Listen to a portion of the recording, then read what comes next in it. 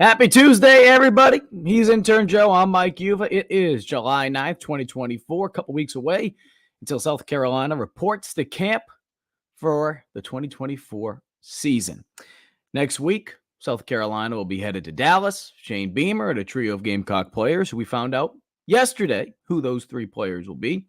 We will get into that momentarily. We also will discuss big news, I'd say, over the last 18 hours or so with the hiring of Darren Uscher, new director of player personnel for South Carolina and recruiting for football. We will get into that as well. Intern Joe is making his travels back. He's in the airport. So if you feel like he's trying to talk like he's in a library, that's the reason why. My room is an absolute mess behind me. That's why we got the blurred background today on the show, but we'll keep things rolling. Having said that, Joe, let's get into it. The news last night, Darren Uscher has been hired as South Carolina's new director of player personnel and recruiting. This comes, a week after the news that Taylor Edwards was let go. As I reported last week on Gamecock Central, according to multiple team sources, the reason why Edwards was relieved of his duties was a violation of athletic department policy. There's been rumors and speculation out there. If you're a follower on Gamecock Central, you've seen some of it, but we haven't really dug into it a lot simply because, and I know that my colleagues, in particular, Chris Clark, has put out that there's some things right now that with the Edwards situation, there's multiple layers to it. So that's why it's tough to get into some of that stuff right now. It's not to say, okay, hey, wait a minute, why aren't you guys talking about it? Again, there's things out there. I think people can connect the dots there. We've talked about some of the speculation, but there's multiple layers to it. And I think it would be premature to talk about some of those things right now because of some of the things that could take place over the next couple weeks, months. We'll have to wait and see how things play out. Having said that, Joe, you bring in a guy who has had a lot of success, seems like wherever he has gone. Most recently, Uscher was at Oregon, serving as the scouting and player personnel consultant. He's spent time with Chip Kelly. He has worked at Auburn in the past. And I think the thing that excites a lot of people about this hire, he is a Gamecock. He went to the University of South Carolina. He understands the expectations, what this fan base wants to see from this program. And I think that's a big part of it, too. That's not to say Taylor Edwards didn't understand. I thought Taylor did a great job.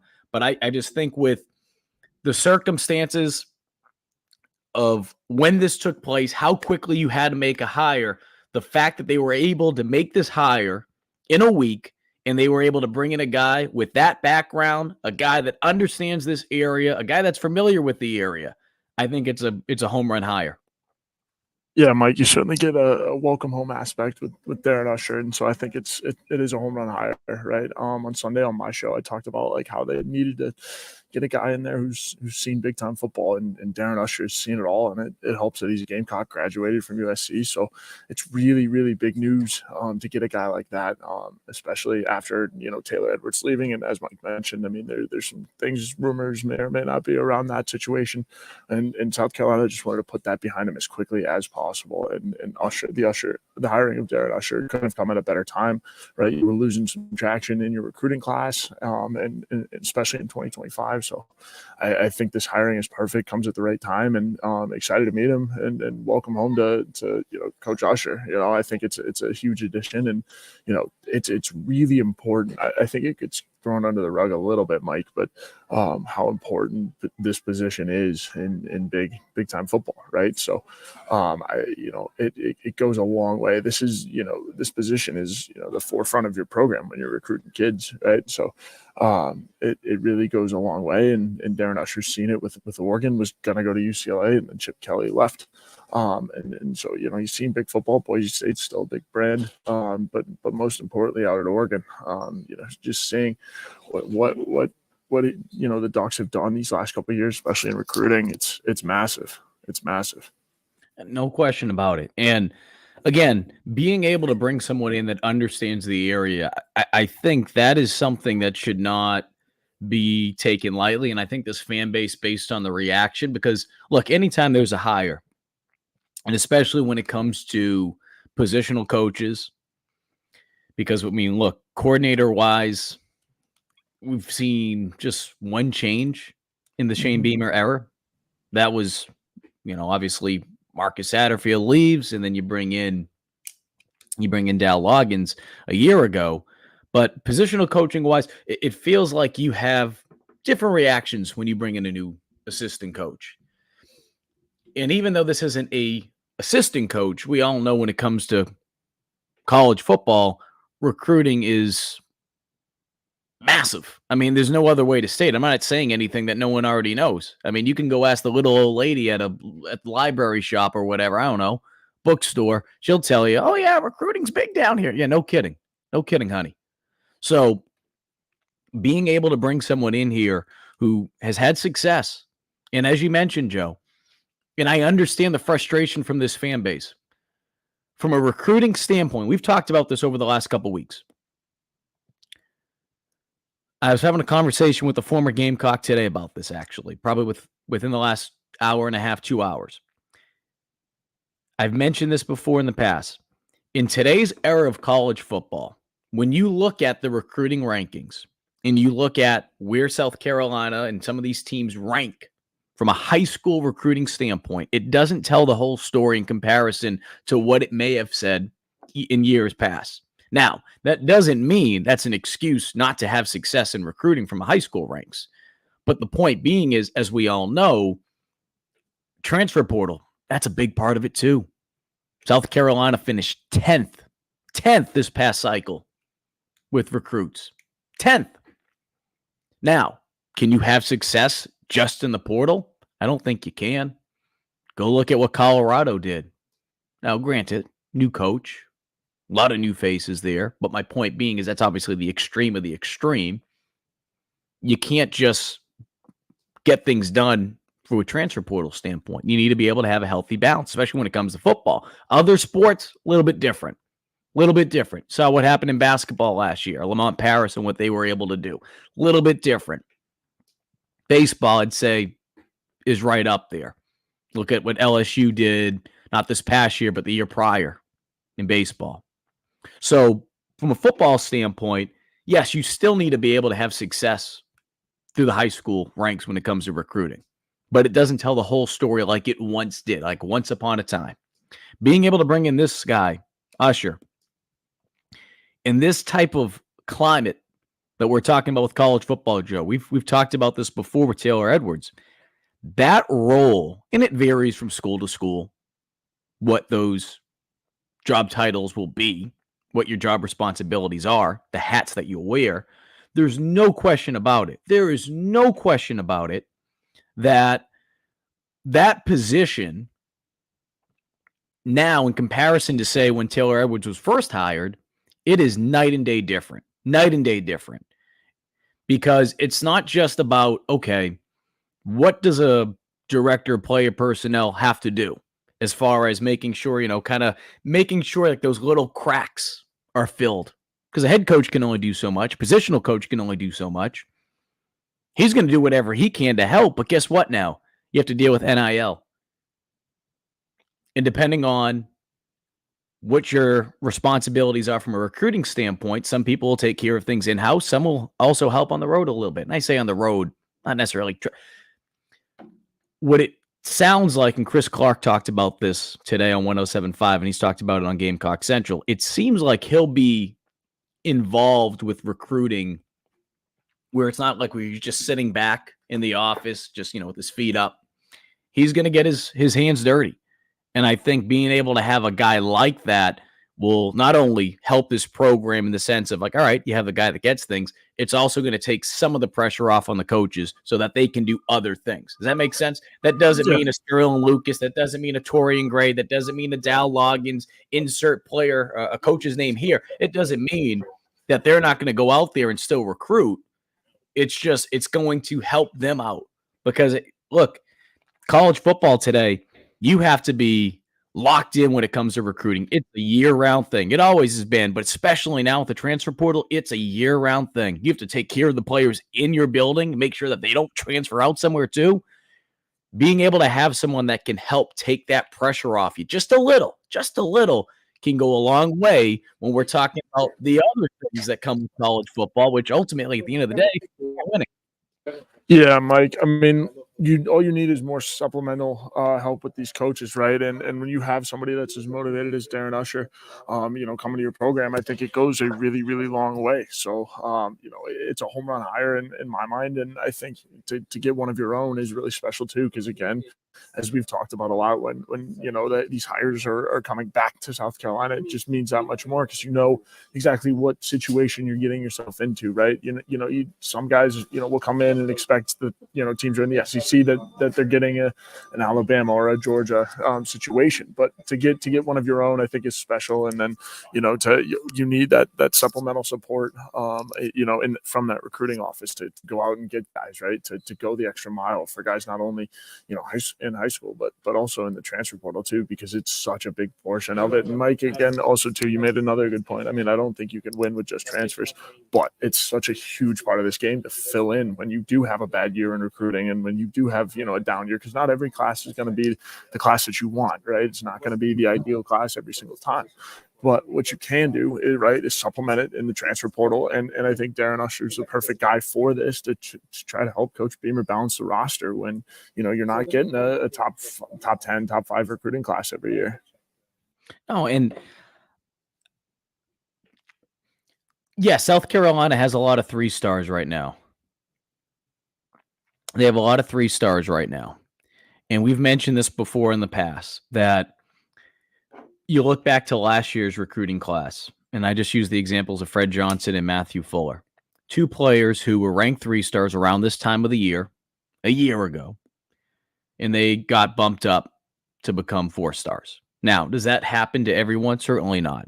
But the whole point was, and I made this comment probably, 3 weeks ago or so, that it's so early right now when it comes to some of these rankings that I don't get so caught up with it. And maybe it's because of the transfer portal too, that I look at and say, okay, it's not going to tell you the full story, but that's not an excuse, right? I mean, the reality is you look at the programs, it's not even right now, look over the last couple of years, the programs that are towards the top of recruiting, 9 times out of 10, they're going to put together some good teams. And I'm not saying necessarily right away. It could take a year, could take 2 years.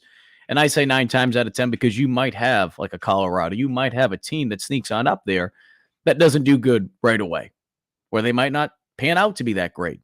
But being able to have some, good quality 4-star guys, yes, it goes without saying when you're able to get a 5-star. South Carolina, last recruiting cycle, they did something that they've never done in program history, and that was being able to land 2 5-stars. You bring in Josiah Thompson, and you were able to bring in Dylan Stewart. And then obviously the year prior, Nicholas Harbor, an athlete, not a wide receiver, a 5-star wideout, but a 5-star athlete. So it's still early right now. They certainly need to be able to pick things up, though. And I don't – the question is this, Joe. Yeah, man. South Carolina, if they're able to pick things up from a recruiting standpoint and they're able to land some of those 4 stars, 5 stars, whatever. And I don't know, we'll have to wait and see where some of those guys are that could be a 5-star. Right now, it seems like, more so you're going to be dealing with some of the high 4 stars when we're talking about the higher end of this class, if South Carolina is able to do that. How much of it would you give credit to Usher? And how much of it would you give credit to Edwards and just some of the seeds that they've planted over the last couple of years? To me, you can't dismiss the work that Edwards did. You can't dismiss the work that this coaching staff has done, not just in this offseason, but going back to last year and sometimes even going back 2 years ago and planting those seeds. That's important. But at the same time, too, just like in baseball, you can have a phenomenal game. You can have a phenomenal start. You can go friggin' 7 innings, 8 innings, no hit baseball. Call the closer in. It's time to get the job done. Because what have you done for me lately? You have to find a way to close these things. So what I would say is, I think there was a lot of good things that Taylor Edwards was able to do. I think there's been a lot of great things that this coaching staff has done over the last couple of years. And we've seen this in the last couple of recruiting cycles. Some of those high 4 stars, even 5-star guys, a lot of those relationships were built 2 years ago. But if South Carolina is able to pick up some steam over these next couple months, heading into that first signing day in December, and then, of course, that second one, which outside of Nick Harbor, last year, not this, not the one from this previous year, but the previous year, there was none in February this past year. Year prior, Harbor was the big one. The point being is you need to be able to find a way to close it. So if South Carolina is able to pick up steam, I'm not going to dismiss any of the work that Edwards did. I'm not going to dismiss anything that happened prior to this hire. But I think you have to look at it and say, man, if they're able to pick things up, that speaks volumes of what Uscher has been able to add to the program. And we're talking all in, hypotheticals here because, I don't even know if the guy's technically even in the building yet. He might be here. I don't even know if he's technically on campus yet. Yeah, Mike. I think you brought him in to turn around this 2025 class, or in part to turn around this 2025 class. And as we mentioned, there's still some other things surrounding the departure of Taylor Edwards, whatever it may be, right? You're bringing him in to add a spark to your recruiting class. And, it's a good point from FG. It's all recruiting politics, the jump for Earls. And granted, Jamari Earls, big 4-star recruit, commits to Georgia, flips to Georgia, and you drop some. That's natural. Now, the jump is arguable.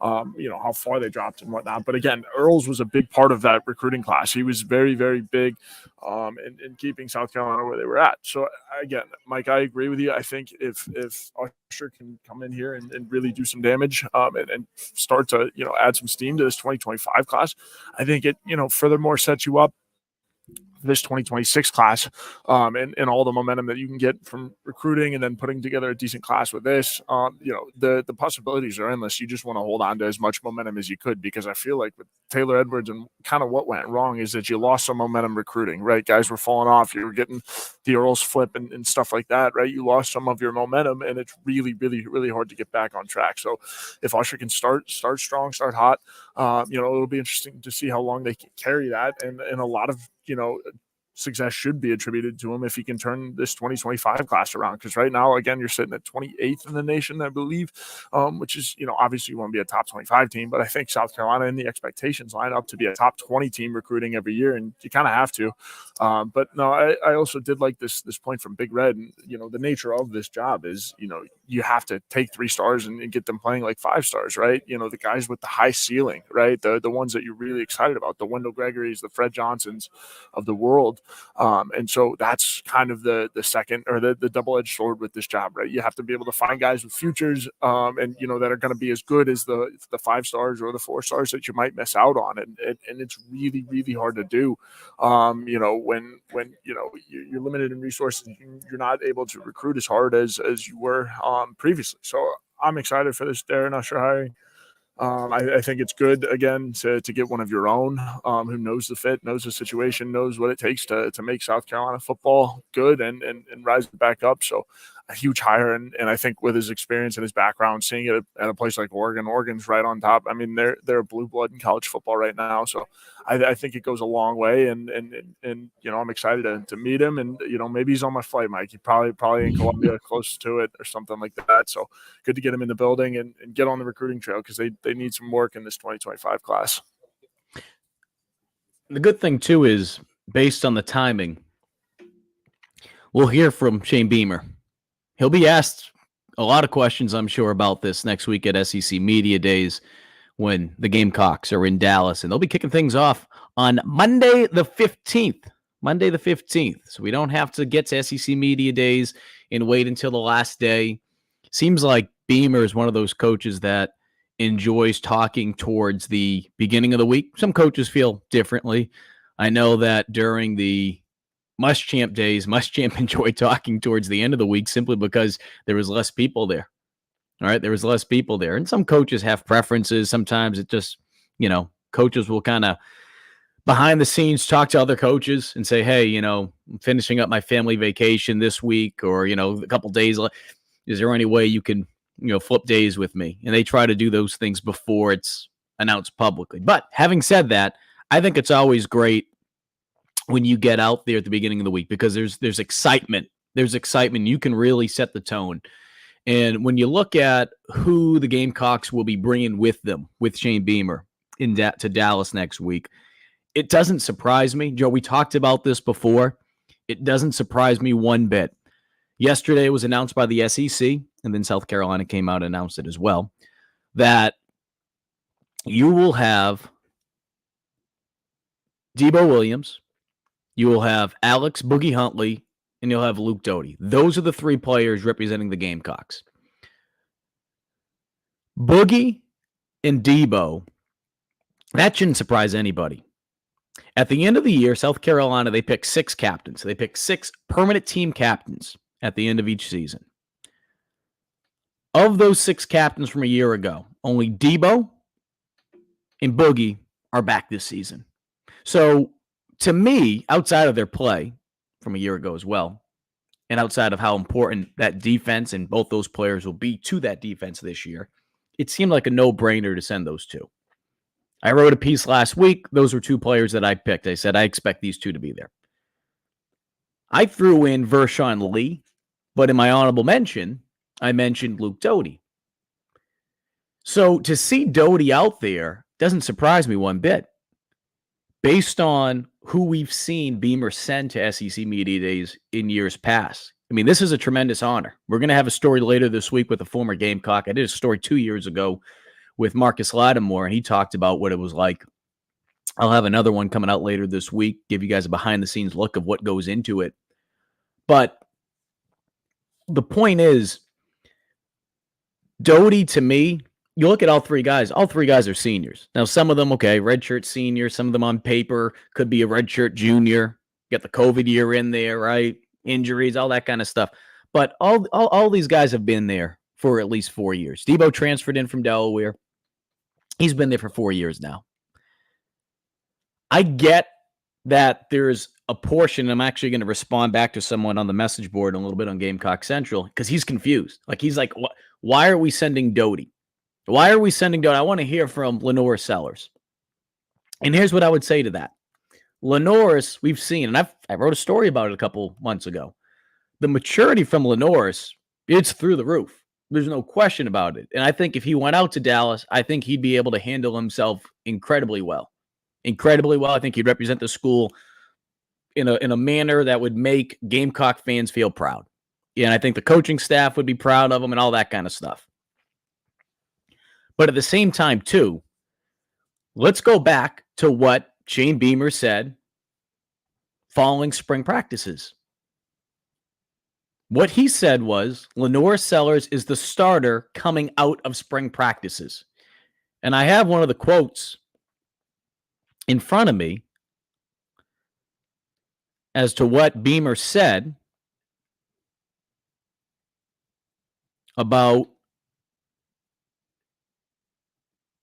what he would like to see from Sellers. Where is it? Beamer made it clear, okay, that he wants him to, quote, compete and earn that position. He expects him to continue to compete and earn that position. So you hear those words from a coach. You have a young quarterback, a redshirt freshman, by the way, who I'm not trying to downplay things because if you're the quarterback, yeah, people want to hear from you. We all know that he's going to be the week 1 starter. Knock on wood, he stays healthy. He's going to be the week 1 starter. But Beamer has made it clear that he's going into fall camp and he still has to earn it. He still has to earn it. So to me, by doing that, you send the right message to the rest of the team. You can't go out there after the spring practices saying, well, he's our starter coming out of the spring, but he still has to earn it if he wants to be the starter heading into week 1.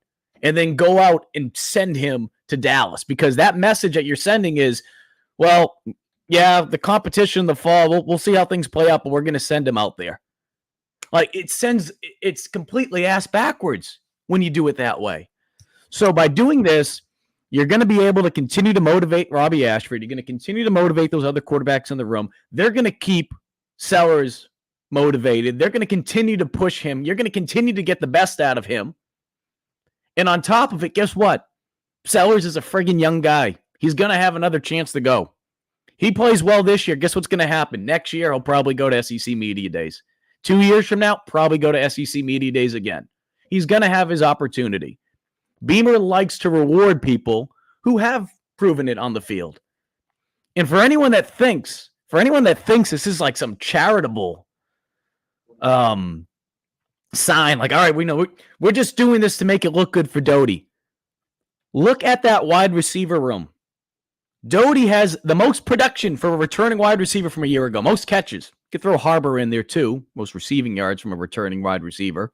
And if you've been paying attention all offseason through the spring, guess what?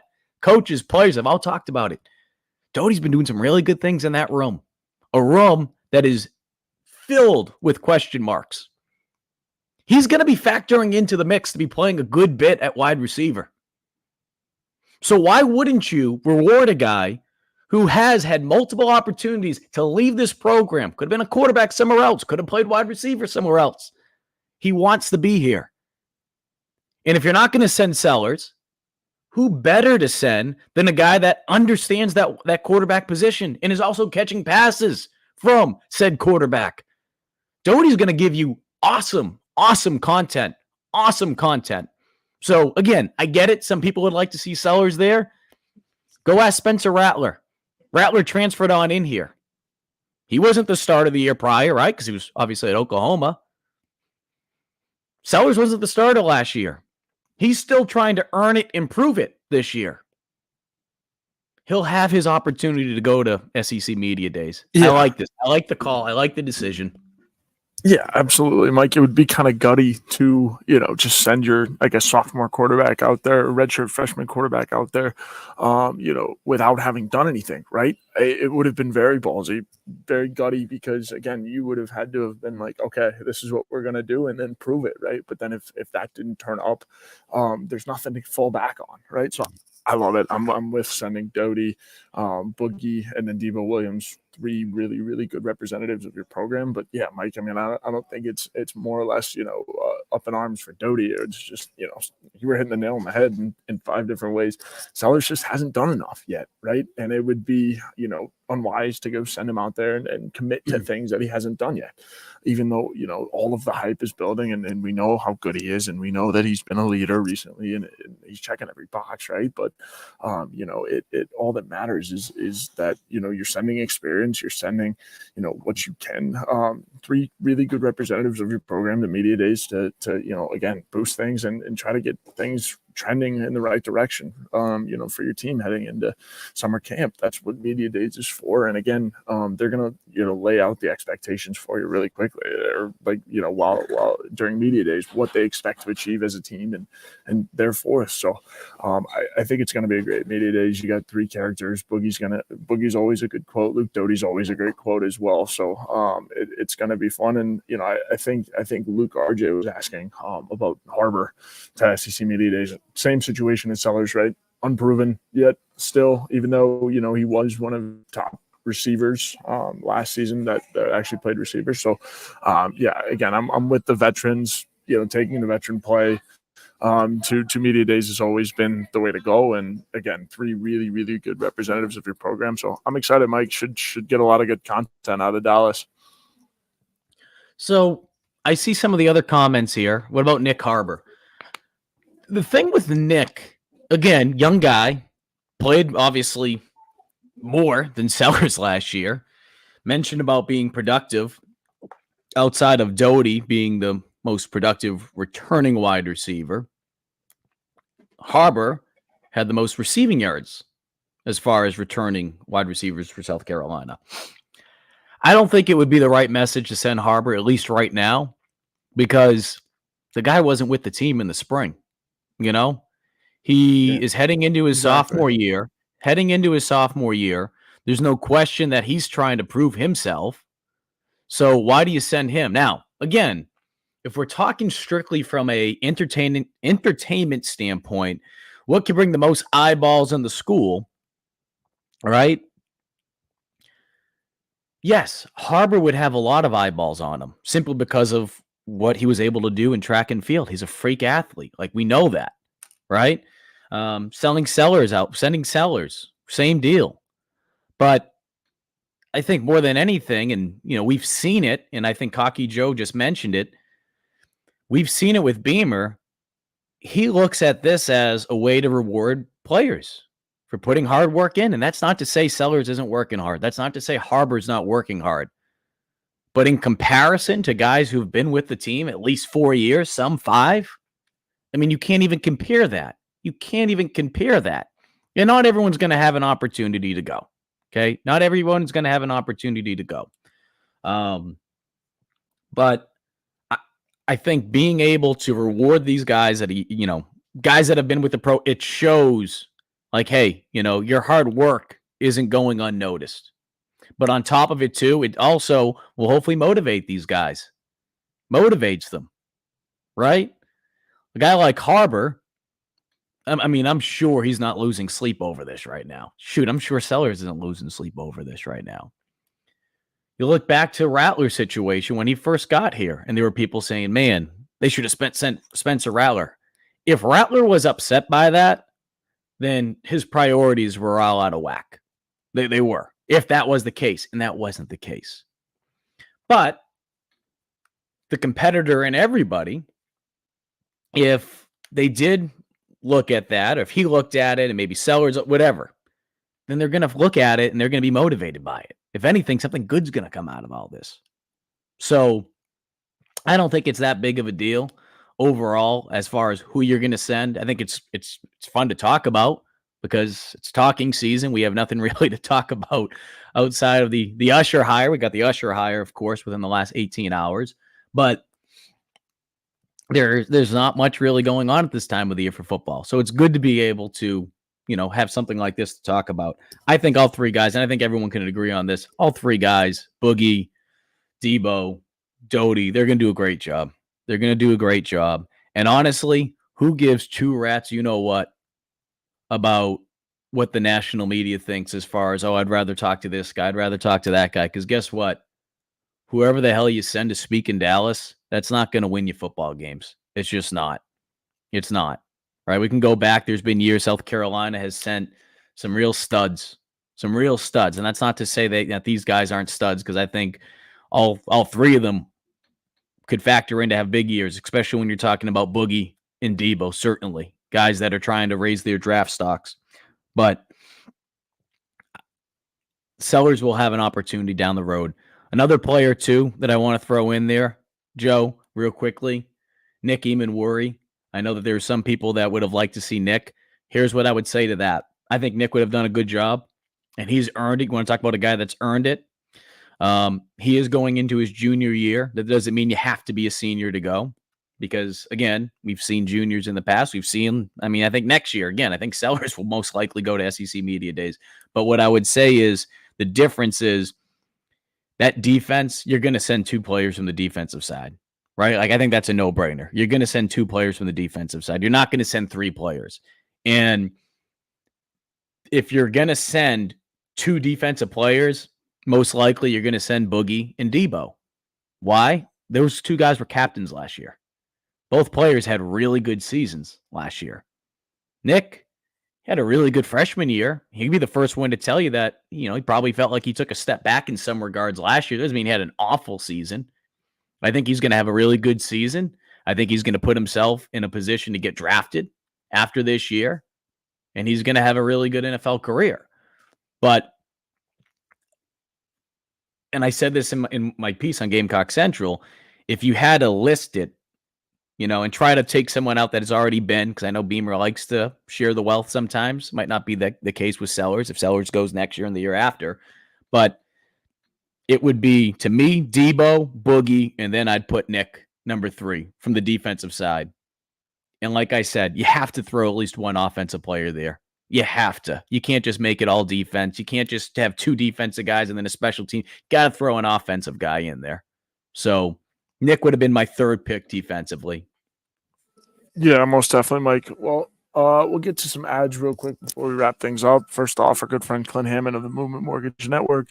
Need help with your mortgage? Call on our good friend Clint Hammond of the Movement Mortgage Network. He's been in the mortgage industry since 2003, which allows him to help everyone from the first-time home buyer to the complicated and complex jumbo buyer. Whether you're looking to purchase a new home or refinance, nothing is more important than a well-thought-out financial strategy that comes with 5-star customer service. He's even helped out our very own Wes Mitchell and former Gamecock quarterback Perry with their mortgages. So give our guy Clint a call.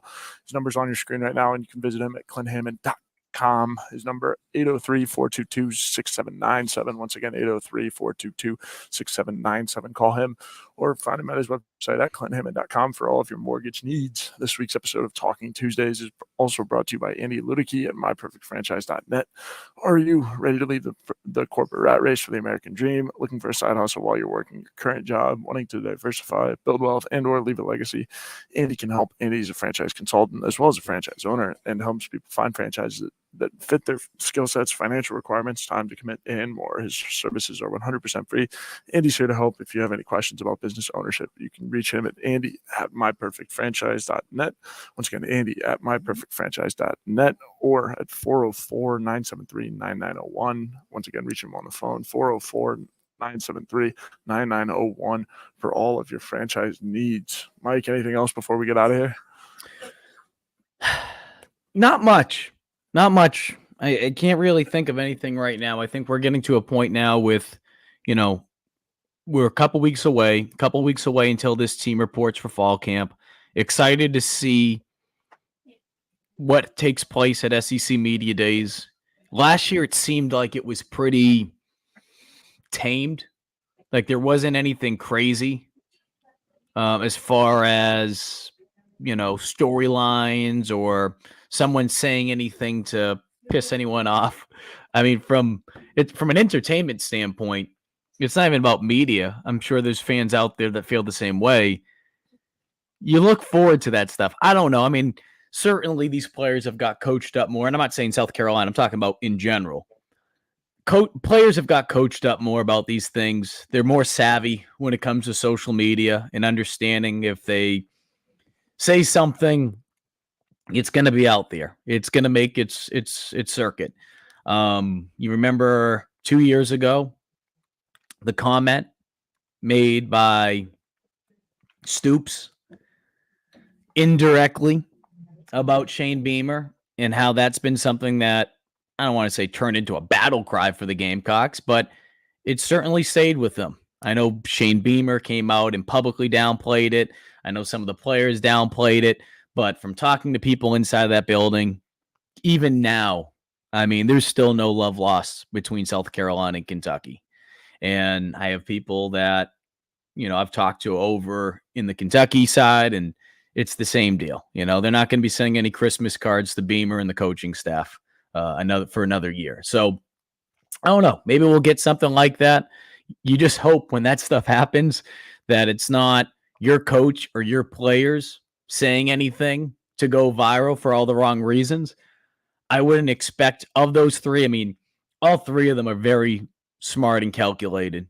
All 3 guys are very smart and calculated when it comes to being self-aware with what they're saying. So I think that's what I would say about that. And, going to be interested to hear some of the details as far as what Beamer expects Darren Uscher to do for them. Some of the nitty gritty stuff, because we mentioned that's a role that has multiple hats. So I think that's something I'm looking forward to. Anything you're looking forward to from SEC Media Days? No, not really. I mean, I think it'll be pretty much chalk again. You're not sending anybody that's super exciting with expectations and all that. So pretty much chalk. I think we'll get a good quote out of Boogie, right, as we always do.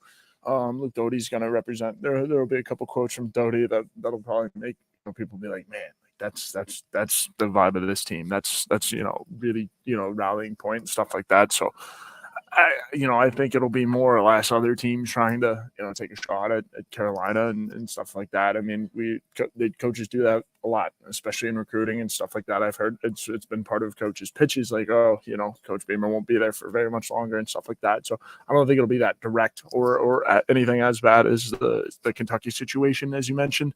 But again, somebody's going to throw some shade indirectly, and it always gets washed up to be what it is, because it's talking season, right? There's not as much news going around and stuff like that. But nah, Mike, pretty much talk. I think we're going to get some good quotes from Doty, as we always do. Boogie Huntley as well. So it's going to be interesting to see. And, Debo is always a great quote too. Really good leader, 3 leaders. Fully expect them to do their job in South Carolina to make it through media days. And we always know Justin King has something up his sleeve. So I'm fully expecting them to, in the creative media department, to knock it out of the park, whatever it may be. No question. Joe's got to go catch a flight. Appreciate everyone that tuned in today. Head on over to YouTube. Joe, you can sign on off if you have to. I'll wrap things up. Head on over to the Gamecock YouTube page. Be sure to pay attention to any of the videos that we upload, especially coming out next week. We'll have all your coverage for SEC Media Days there. On top of it, head on over to the Gamecock Central Podcast Network to catch it all. And be sure, sign up $1 today for Gamecock Central. Get the latest on all your Gamecock news. This is the best time of the year to do it. You get everything, not just football. He's Intern Joe. I'm Mike Yu. Appreciate everyone that tuned in today. We will catch you next week when we recap SEC Media Days for the Gamecocks.